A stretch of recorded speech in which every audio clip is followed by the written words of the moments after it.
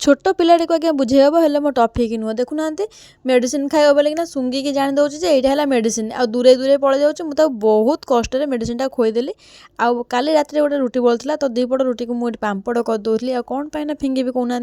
हल्का हल्का तेल पकेबे आ मोर भाया बुद्धि आ दिमाग लगे गोटे पांपड़ करदे आ कड़ मड़ कर चोबेबे। देखो एपटे आम बो ये रोही माछ कटाकटी कर कौन प्लानिंग अच्छे मुझे जानी आउ ये हईराण करुँच काली शंकीर पिला एत बदमाश जे कहतुनि छकी छकिका रहा खाइबा समय खाईदेव किंतु धरा छुआ देवनी जदि हाथ बढ़ ना खाप किना डेईके पड़ेब। बापा एपटे आम ड्यूटी बाहरी गले खियापिया सारिकिना आउ बो ये ब्रश कर मो टफी की देखुं तो पूरा घरमणी आउ जी जुआड़े गले भी पूरा जगिकी रही सत जमी आम घर माँ ये समस्त चिंता कथा ता चिंता तो खाली मुँह करे दौड़िकी पड़े जाऊँ दीटा चेयर उपरको डेई पड़े मुझे पड़ज कि तार डर भय कि ना आराम से गजपति भाया बसी पड़ा मुझे बंदापना करी कि पूजा करी मुझे बुझीपारुनि। चलतु एपटे आम माछ भजा भजी मुझे करुली आ बो मत कहते दूरे रही कहीं उपरको छिटक फुलकोबी सीजन चलती आज्ञा सबुथ तो फुलकोबी पकईकिना खाऊँ ए बड़ माछ फुलकोबी पकईना खातु आ देखिए बढ़िया प्रकार लगे टेस्ट पूरा पाटू छाड़बनी रोही माछ हो कि भाकुर माछ हो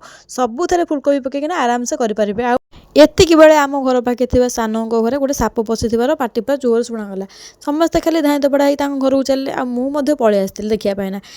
से जड़े भाई आसते आउ से साप को धीरे सुस्थे गातरू बाहर करके आइले गोटे बड़ा बड़ गात गोटे करदे पिंढारे जो से कारबार कर ये हूँ बड़ साप मुझे केवे भी देखी नी एमती भाव फणा टेकबार मुझे देखिकी पूरा एकदम छानिया आ मो टफी कथा आज्ञा कहतुनि सी खाली कहूँ मुझे सब जगार उपस्थित रही देखुना दांडे केते लोक माँ सत जमी गोटे बाहाघरटे चली आ झील विदाय चली या भितर आमर आस खरा बेल पहुँची गला खरा बेल खाइबा आम रेडी हो जाए बापा ड्यूटी पलि आसते आउटे बापा मु बो तीन जण बस पड़ू खाइबापी बापा आमर अलरेडी खाइबा स्टार्ट कर सारे आउ काली जेहेतु गुरुवार से बो आम समस्त को बारंडार बस देते आउ कहते घर तो मुझे पोछा धुआ करदे एत थर आउे तुम बाप झील बस पदारे खाईदिव मैंने पदारे मैंने बारंडार आम भी बाप झील बस खाईदेलु आम तो लाज सरम कि ना खाइबार आज्ञा कौन लाज करवा घर हो कि पदा हो कि दांडे हो जो भी हो खाइबा तो पेट को जीव ना जगह किसी न हाँ आपण मैंने निहाती बनईना खाइबे आ मते कमेंट करी कहबे केमती कौन लगिला आपण माननकु।